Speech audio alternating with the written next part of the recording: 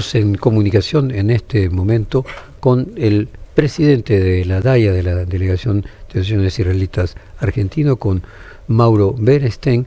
Él lo es desde noviembre del año pasado, antes había sido presidente de la Federación de Escuelas Judías Argentinas, es empresario, tiene un máster en Comercio Exterior por la Universidad de Buenos Aires, y Bernstein acompañó al presidente Milei en su último viaje reciente y último viaje a Israel cuando estalló el conflicto con Irán. Tuvo que quedarse 5 días más, refugiado en búnkers, para recién poder salir, creo que a través de Jordania. Le vamos a preguntar, le vamos a dar la bienvenida con una canción de Fito Páez, El Muro de los Lamentos. Mauro Bernstein, Jorge Fontevecchia te saluda. Primero, contanos un poco lo personal. ¿Vos tenías previsto salir junto con el presidente Milei o tenías previsto quedarte? Por unas horas no pudiste salir y tuviste que quedarte 5 días más. Contanos tu propia experiencia personal primero, Mauro.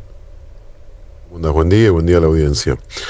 Les cuento, yo, como ustedes bien dicen, acompañé al presidente en su gira. Hicimos una actividad conjunto con la DAIA, que era poner una placa de los secuestrados en Jerusalén, que era algo muy representativo. Y cuando terminó la visita del presidente, yo tenía planificado mi vuelo la mañana siguiente. Él había viajado, no me acuerdo, creo que era un jueves en la noche, yo tenía planificado viajar el viernes por la mañana. Y bueno, justo ese jueves en la noche comenzó este conflicto. ¿Reflexionaste sobre que, no sé, por una hora tampoco hubiera podido salir el presidente Milei? Sí, digamos, así fue. Inclusive tenía gente conocida que estaba viajando en un vuelo, creo que esto se cerró el aeropuerto a las 11 de la noche, inclusive con las valijas despachadas y todo, se cerró el aeropuerto con 1 hora, hora y media de diferencia. Reflexionaste, vuelvo con el punto, no sé, a lo mejor es una suposición a la distancia un poco provinciana, de que casualmente como estaba Milei, esperaron que saliera para comenzar el ataque, para que no quedara un presidente extranjero dentro del país sin poder salir.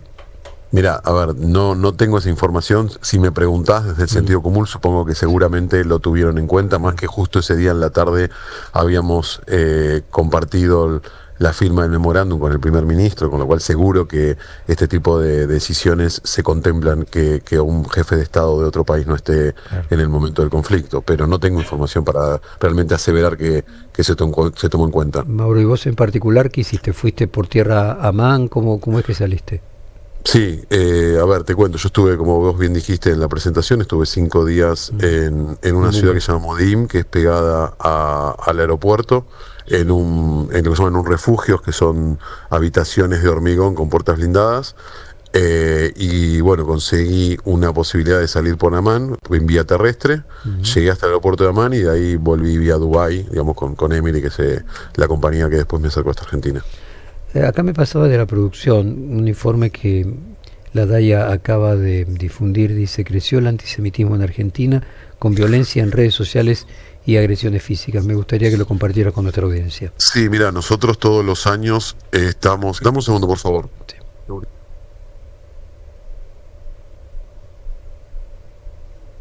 Gracias. Sí, hola. Sí, veo. Sí, discúlpame que sé que estaba en línea, pero... tuve que tomar un llamado, perdón. Te decía, nosotros todos los años dentro del CES, que es el Centro de Estudios Sociales de la DAIA, hacemos informes anuales. Este año presentamos la semana pasada el informe donde muestra que hubo un crecimiento del antisemitismo interanual de un 17%, que es un número bastante preocupante. Muy alto. Y hay muy alto, y hay 2 datos que realmente nos han preocupado mucho. El primero es que se triplicó, si bien en términos concretos el número no es demasiado grande, pero se triplicaron las manifestaciones físicas. O sea, el año pasado habíamos tenido 3 agresiones físicas a personas por el mero hecho de vestirse o tener algún atuendo o alguna insignia judía. Este año fueron 10, con lo cual 10 personas que por el mero hecho de usar una equipá o tener alguna insignia judía fueron agredidos. Y el segundo dato que nos preocupa mucho es que el 67% de las manifestaciones antisemitas se dan en las redes sociales, con lo cual ahí tenés un formador de opinión pública y lo que más preocupa, ¿no? Un gran contenido de desinformación donde la gente la principal temática que tiene que ver con esto del problema bélico que hay desde el 7 de octubre con el grupo terrorista Hamas y ahora con Irán, es que al ser, digamos, espacios donde no hay identificación ni comprobación de información, se desinforma mucho a la gente y se confunde mucho a la gente. Mauro, ¿y a qué lo atribuís ese 17% que es altísimo? En una inferencia inmediata uno diría, bueno, puede tener que ver con Milei, o sea, es el primer año de Milei como presidente y aumenta el 17% el antisemitismo. Mira, la verdad que yo considero que si bien hubiese algún aumento que tiene que ver con su postura y su defensa del presidente, realmente no creo que el principal motivo sea ese. O sea, de hecho, el antisemitismo creció en forma exponencial desde el 7 de octubre. Creo que en realidad el resultado de esto tiene que ver donde hay un crecimiento, como yo decía, principalmente en redes sociales, y que las redes sociales sean un espacio donde se pueda manifestar y uno pueda desinformar y uno pueda escribir lo que quiere. Me parece que eso también es como que es un espacio donde se brinda a generar ese crecimiento. Mauro, perdóname que te interrumpa, me parece que quizás el método más lógico sería, sé que ustedes están siempre en contacto con instituciones similares de, por ejemplo, Latinoamérica y de otros países. El antisemitismo creció mundialmente, pero bueno, si comparamos, si en Brasil creció 5% y en la Argentina 17%, podríamos inferir la diferencia. ¿Qué datos tenés de, por ejemplo, Brasil o de México, países importantes también de la región? Mira, te soy sincero, no tengo el dato concreto de Brasil, sí te puedo asegurar que Argentina fue uno de los países de menor crecimiento a nivel mundial.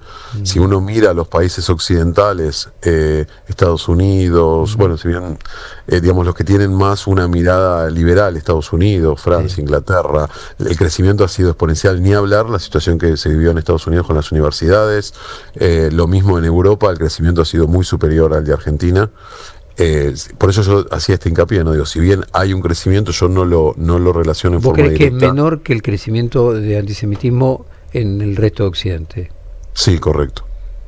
Habría que verlo con respecto a nuestros vecinos, ¿no? Con respecto a Brasil, me parece un dato bien relevante. Además, la otra, si no entiendo mal, la otra colectividad importante de Sudamérica está en Brasil, ¿no?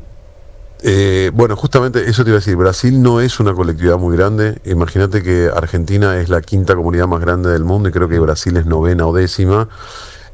Obviamente tiene comunidades importantes, pero por ejemplo te paso otro dato. Chile hoy tiene una población judía media, no es muy grande, pero el antisemitismo creció muchísimo más que Argentina. Te digo un caso donde también estamos hablando de un país vecino y claro, yo te digo, tengo trato directo con Chile en forma casi te diría diaria y ellos están viviendo una situación muy compleja. Mauro, también. Y en Latinoamérica, después de Argentina, la mayor colectividad, ¿en qué otro país se da? Como te decía, Argentina es el país de mayor colectividad, el quinto a nivel mundial, a nivel mundial, el número 1 en Latinoamérica. Después está México. Por eso yo te decía, es 9º en mundial y a nivel Latinoamérica está México, obviamente el número 1 de América en general es Estados Unidos, después Canadá, Argentina, México, Brasil. Ese sería como el orden. Sí, imaginaba México y Brasil, además hasta por una lógica del tamaño de la población, ¿no?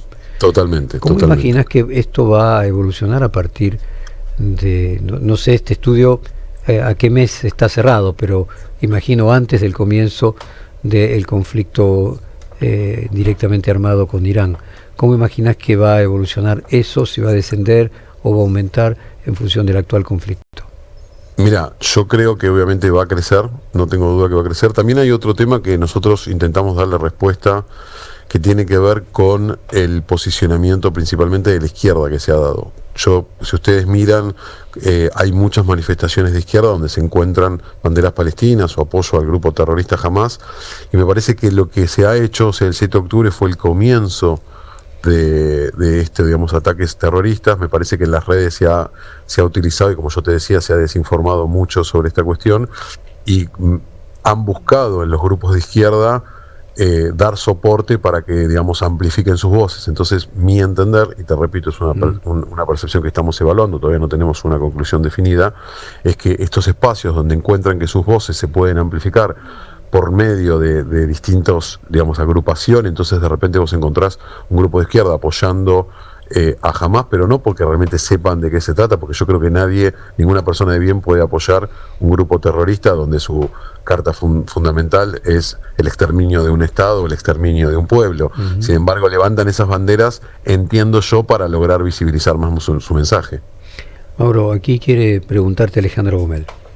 Sí, por favor. ¿Qué tal? Muy buenos días. Mucho gusto. Estaba escuchando muy atentamente y es interesante porque escuchaba algunos estudios, algunos sociólogos que hablan justamente de esto que usted decía, de las redes, cómo se amplifican estas voces, y que lo que encuentran muchas veces, por eso no sé si también lo están estudiando allí ustedes, es una validación. Quiero decir, cuando hay un gobierno de turno, un poder turno que valida algunas políticas que tienen que ver con el odio, bueno, emergen y pierden inhibiciones justamente otros tipos de odio, como en este caso lo que tiene que ver de la discriminación y lo que veníamos hablando, ¿no?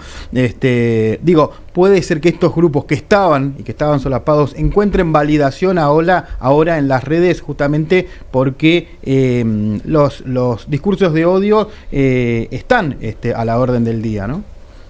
Sí, Alejandro, ¿cómo andas? Buen día. Buen día. A ver, definitivamente sí, los discursos de odio están hoy lamentablemente a la orden del día.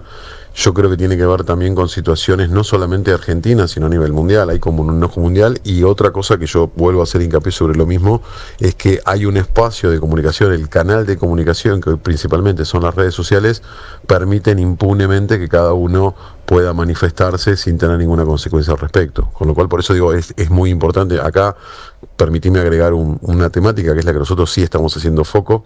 Nosotros creemos que para luchar contra el antisemitismo, contra la discriminación y todo tipo de discurso de odio, hay dos caminos. O el jurídico, donde hoy realmente creo que hay que hacer un trabajo inmenso dentro de redes, falta reforzarse un montón todo lo que tiene que ver jurídicamente con redes sociales. Y el segundo, que es el que más foco estamos haciendo, y un poco también por mi historia dirigencial, tiene que ver con educación. De hecho, tenemos que focalizarnos fuertemente en que desde muy jóvenes los chicos tengan que entender y tengan que educarse y entender qué tiene que ver con lo que es manifestarse y lo que es agredir y los discursos de odio, con lo cual el foco principal nuestro hoy me parece que tendría que formarse, y cuando digo nosotros digo no solo los judíos, sino como formación argentina, tiene que ver con la educación. Y políticas públicas, digo que está bien, por ahí fueron mal utilizados, estaban siendo redireccionados de mala manera, pero lugares como el INADI o algún otro instituto, el INADI está desprestigiado, que haya políticas públicas que trabajen en este tema, ¿nos falta eso? Sí, sin duda. O sea, definitivamente el desafío es que hay que seguir trabajando para que obviamente hayan políticas públicas. Por eso, digamos, yo cuando te hablaba de educación, si bien para mí la educación no solo parte de las escuelas, parte de los hogares, ni hablar de en redes, hay que hacer más contenido de generación de educación en redes sociales.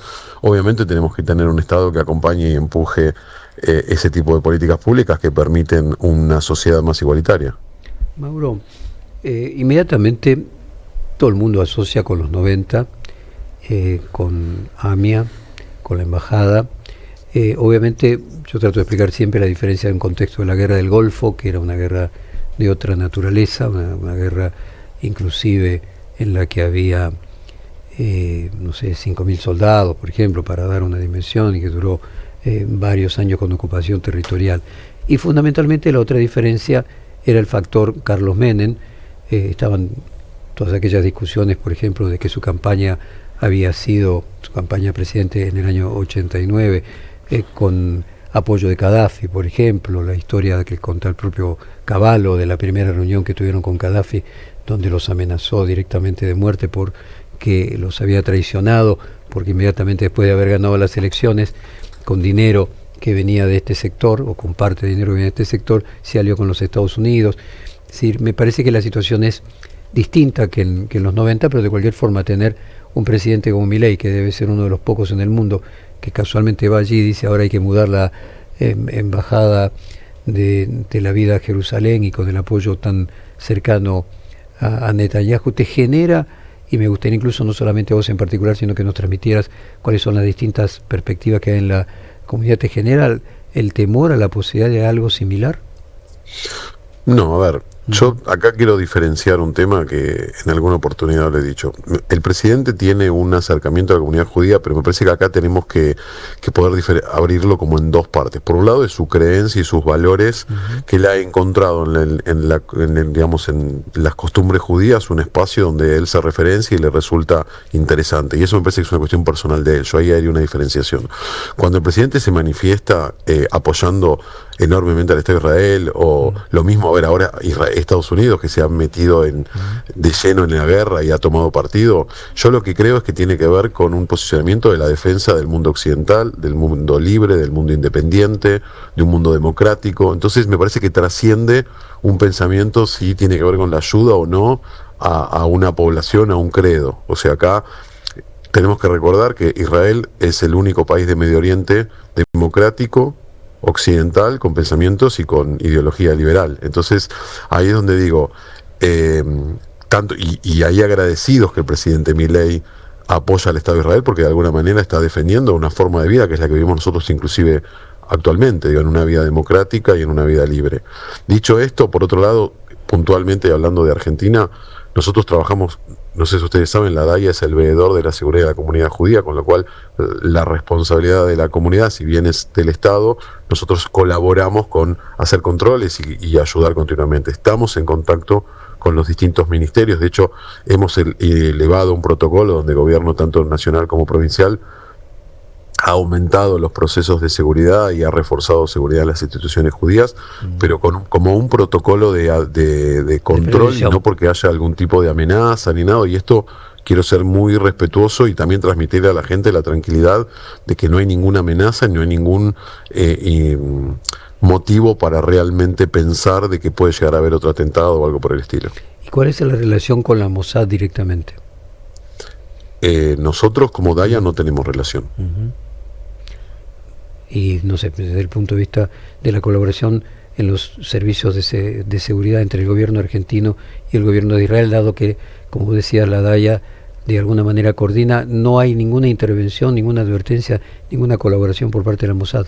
No, quiero creer, a ver, de vuelta, y acá te hablo desde como ciudadano y sin tener la información concreta, quiero creer que los servicios de inteligencia internacionales hablan y obviamente se dan apoyo entre sí. Supongo que el Servicio de Inteligencia argentino tiene relación con el Servicio de Inteligencia israelí, pero eso es una cuestión gubernamental que la verdad que no quiero dar información que no la tengo clara. Dicho esto, nosotros lo que hacemos es la interacción entre los ministerios y nuestras afiliadas, que finalmente nosotros lo que hacemos es representamos a las instituciones judías en la Argentina. Déjame volver, número 1 en cantidad de judíos en el mundo, Estados Unidos, número 2 Canadá, número 5 Argentina. ¿Quién es 3 y 4? Inglaterra y Francia. Donde casualmente en Inglaterra el movimiento antisemita está creciendo de una manera muy preocupante, ¿no?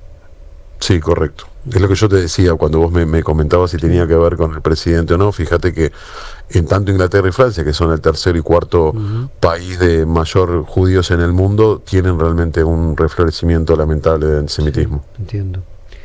Mauro, nuestro abrazo solidario. Che, te mando un abrazo. Por favor, muchas gracias y gracias por darnos el espacio para poder charlar. Acabamos de hablar con el nuevo presidente de la DAIA desde noviembre pasado, Mauro Berenstein.